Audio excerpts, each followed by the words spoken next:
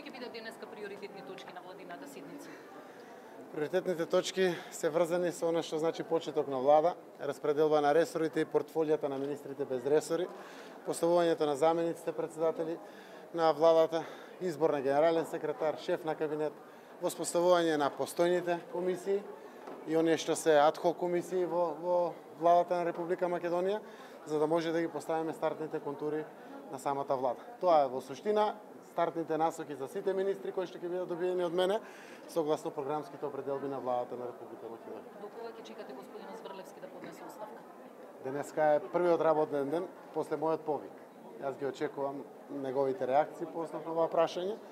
Навистина неколку пати кажав и пак ќе повторам. Реформите се приоритет на оваа влада. Реформите се нешто кое што граѓаните го очекуваат. Една од најзначајните реформи е реформата во правосудството. И навистина, знаејќи дека владата предлага разрешување собранието, тоа го констатира и истовремено владата дава предлог и за именување до собранието кое што прави избор. Јас мислам дека на тој начин можеме да ги скратиме сите овие рокови.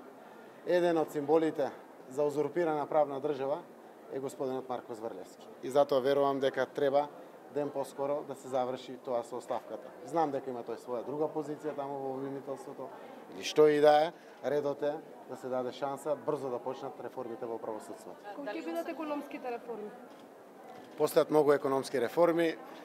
Една од темите на неформалниот дел на владата ќе бидат еден пакет од 30 на закони, кои што го подготвуваме целиот овој период додека граѓаните очекуваа нова влада, се со конечна цел, без некој специфичен импакт, заради тоа што имаме буџет таков каков што е оставен, веднаш да почнеме со реализација и имплементација.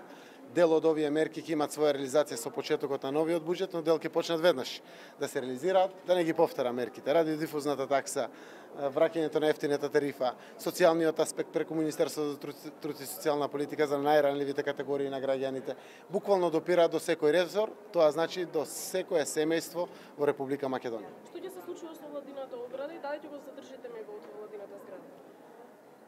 Денеска јас ве повикувам да дојдете и да уснимате пред да почне седницата на владата, за да знаат граѓаните, тоа е влада на сите граѓани. Да ги видите сите детали, секако тоа е правено со народни пари, со се.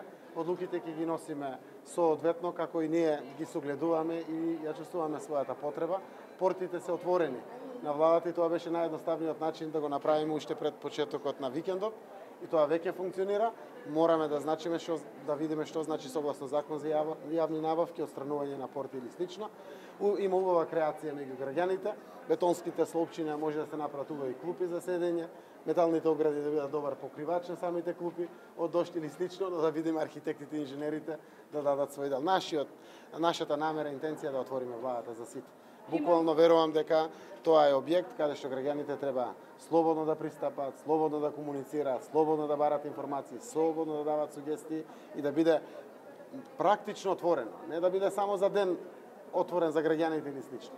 Да биде функционално ова што значи влада и конекција со граѓаните. Има ли потреба од ребаланс на буџетот и кога би можело евентуално да има потреба да очекуваме ребаланс? Денеска во првите извештаи сите министри ќе реферираат во владата, верувам и министерот Тевдовски дека ќе го направи тоа.